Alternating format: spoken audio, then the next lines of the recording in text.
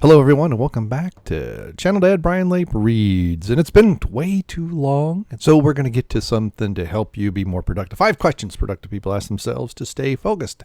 This comes to us via Rhett Power. Looks like ink. I don't know what ink means, but this is from Get Pocket. Well, Get Pocket seems to be one of these sites that just kind of scoops stuff up all over the internet. I don't know how old this is because there's no date, but hey, let's get to it anyway. And this lady has an arrow coming out her head. Hope she's okay. It happens to everyone. You sit down to finish a project, but before long your mind wanders to something entirely new. Facebook starts calling. Begin browsing on Amazon and so forth. Watching YouTube. Okay, let's just get to the meat and potatoes. As always, the link will be in the description, and so you may do what you will. How long has it been since you've taken a break? Sometimes you're just tired. Even if you don't feel physically tired, or a mental break is beneficial. A study published in Cognition found that people function more effectively when they have brief mental breaks.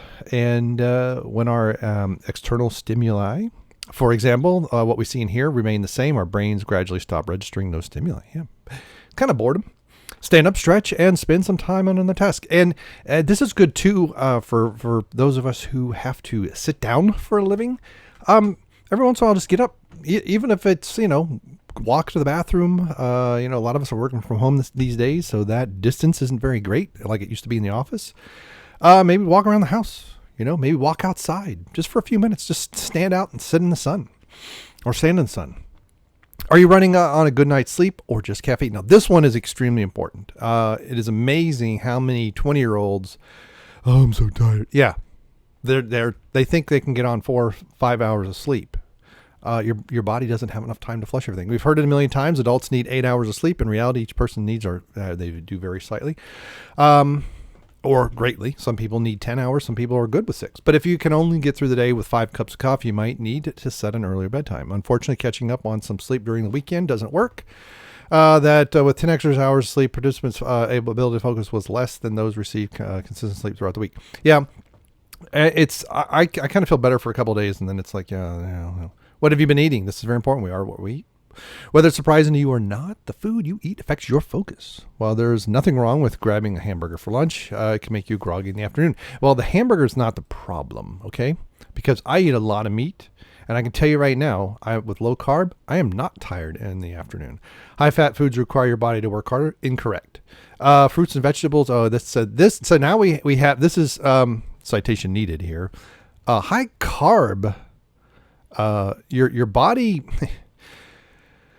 When you get enough fat intake, your body says you're done. You're finished eating. It's the high carb stuff that make your body, especially if you've got things like fructose and stuff like that in it.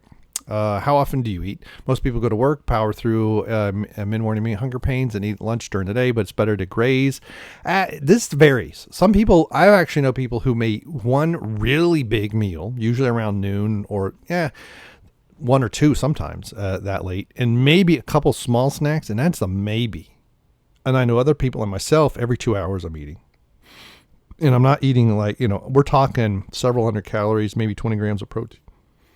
Snacking fuels your body. Again, but we got to be careful what you're snacking on. Do not eat high sugary foods because then that raises your insulin levels. And that's, your body, it does have to work harder to process the fat, but that's not the problem that's giving you the energy. It's the insulin spike that's lowering your energy. Is there an issue that's stealing your focus? Sometimes taking better care of your health won't be enough to beat low productivity. If there's an issue that's bothering you personally, it could be nagging at you, could be in the back of your mind. You want to focus on it. Dedicating time to anything it can mean anything from saving an hour slot in your workday. Deal with the problem, especially if it's a major thing. If you've ever given your brain a chance to process challenging situations, that's where your mind will wander when your defenses are down. All right. So there you go. I've given some of my feedback. What do you think of these 5 things? This is from Brett, right? That was his name. Rhett Power. Do you think, like I do, that some of this is good and some of it's baloney? Let me know in comments below. And I'm making sure that, there aren't any comments. There's nothing left. But there you go, folks. 5 questions for productivity. I like some of them. I just don't like some of the answers. So what do you think? Are there questions you ask yourself to keep your what do you do to stay productive? Let us know. Thank you very much and good day.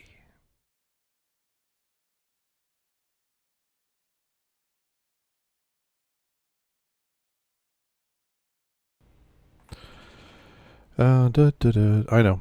I'm wasting a lot of time. All right. Well, so much for that idea.